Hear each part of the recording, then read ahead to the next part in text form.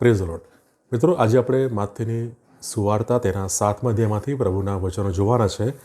અને આજનો આપણો જે વિષય છે એ વિષય છે તારણ વિશે પ્રભુ ઈસુ ખ્રિસ્તની સ્પષ્ટતા.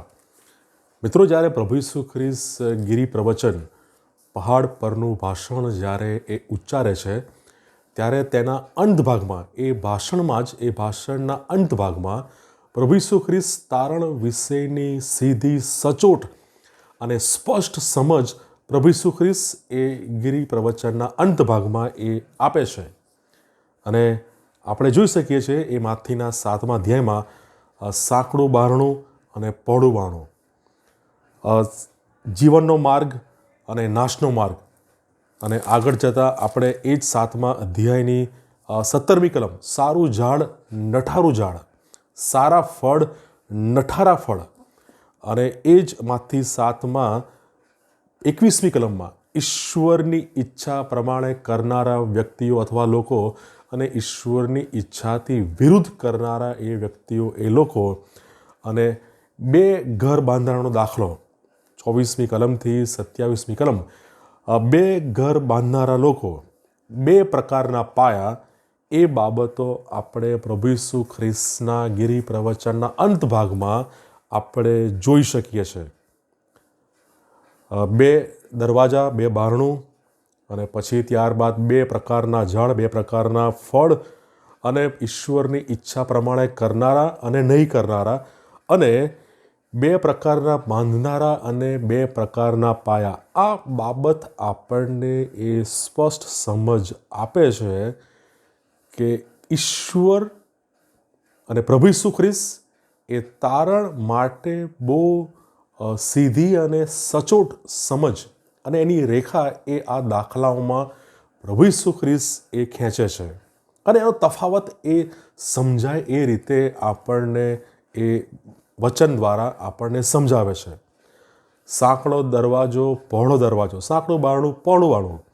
અને એ દરવાજાના દ્રષ્ટાંતમાં આપણે જોઈ શકીએ છીએ કે જે લોકો પ્રભુ ઈસુ ખ્રિસ્ત પર વિશ્વાસ કરે છે અને ખ્રિસ્ત દ્વારા જ, ખ્રિસ્તની મારફતે જ તેઓ તારણના માર્ગમાં આગળ વધી શકે છે. પહોળા બારણામાં, પહોળા માર્ગ પર ચાલનારા ઘણા બધા લોકો છે, પણ એ બધા માર્ગ એ નાશ અને નર્ક તરફ આપણને લઈ જાય છે. અને મિત્રો, ખ્રિસ્ત જ્યારે આ દાખલાઓ આપે છે, પ્રભુ ઈસુ ખ્રિસ્ત જ્યારે આ દાખલા દ્વારા તારણની સમજ આપે છે, એની સાથે એ માર્ગ અથવા એ જે બાબત છે તારણ, એ મુશ્કેલીથી ભરપૂર એવો એ માર્ગ છે. ઘણા સંકટો, ઘણા પ્રશ્નો એ માર્ગમાં આવશે, એની સમજ પ્રભુ ઈસુ ખ્રિસ્ત પહેલેથી જ એ આપી દે છે. ખ્રિસ્તે તેમને અનુસરવાને માટે અપાર મુશ્કેલી, અપાર પીડા અને બહુ જ મોટી કિંમત ચૂકવવી પડે છે. એ માટે સતત પ્રભુ ઈસુ ખ્રિસ્ત એ બાબત પર ભાર મૂકતા રહ્યા છે. માથીનો 10મો અધ્યાય 38મી કલમ અને માથી 16 અને 24, ત્યાં આપણે જોઈ શકીએ છીએ વધસ્તંભ ઉંચકવાની વાત અને પોતાનો નકાર કરવાની વાત. એ તારણના માર્ગમાં આગળ વધવું છે તો વધસ્તંભ પોતાનો ઉચકીને પ્રભુ ઈસુ ખ્રિસ્તની પાછળ ચાલવું પડશે. આપણી દૈહિક ઈચ્છાઓ વધસ્તંભ પર જળવી પડશે. આપણે આપણો પોતાનો નકાર, સ્વનકાર કરવો પડશે. ત્યારે જ આપણે એ માર્ગમાં આગળ પ્રભુ ઈસુ ખ્રિસ્તની મદદથી જઈ શકીએ છીએ. અને મિત્રો, આ બાબત આપણે જોઈ શકીએ છીએ પ્રેરિતોના કૃત્યો તેનો 14મો અધ્યાય તેની 22મી કલમ. પ્રેરિતોના કૃત્યો 14:22 નોંધે છે આપણને ઘણા સંકટમાં થઈને ઈશ્વરના રાજ્યમાં જવું પડે છે. અને ચોક્કસ એ તારણના માર્ગમાં જો આગળ વધવું છે તો ઘણા સંકટો, એ પોતાની દૈહિક ઈચ્છાઓને વધસ્તંભે જડીને પોતાનો નકાર કરીને આપણે એ ઈશ્વરના રાજ્યના માર્ગમાં આગળ વધી શકીએ છીએ.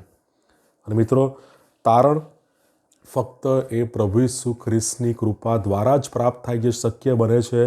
અને તારણ માટે આપણને જે બાબતો જરૂરી છે, પ્રભુ ઈસુ ખ્રિસ્ત રૂપી સત્યનું જ્ઞાન, એ સમજ, અને ત્યારબાદ એ ખરો પસ્તાવો અને ખ્રિસ્તને સમર્પિત જીવન અને ખ્રિસ્તની ઈચ્છાને અને ખ્રિસ્તના વચનોને આધીનતા સાથે દૈહિક ઈચ્છાઓને જ્યારે આપણે વધસ્તંભે જડીએ છીએ, ત્યારે આપણે ખ્રિસ્તની સાથે, ખ્રિસ્ત દ્વારા આપણે એ તારણના માર્ગમાં આગળ વધી શકીએ છીએ.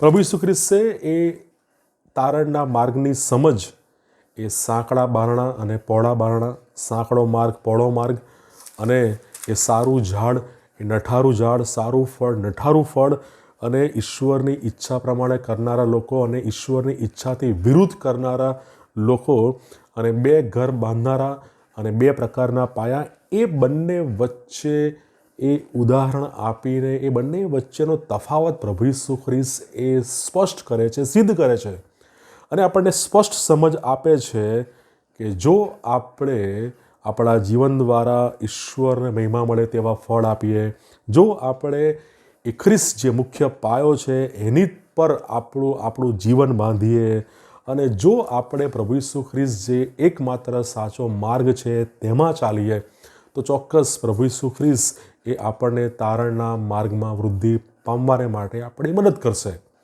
અને મિત્રો, આ જ બાબત પ્રભુ ઈસુ ખ્રિસ્ત એ સમયે ગિરી પ્રવચનના અંત ભાગમાં સમજાવે છે અને આજે આપણે પણ આ પ્રભુના વચનો મારફતે સમજી શકીએ છીએ. પ્રભુ આપ સૌને તેમની કૃપા અને તેમની આશીષ આપો. God bless you.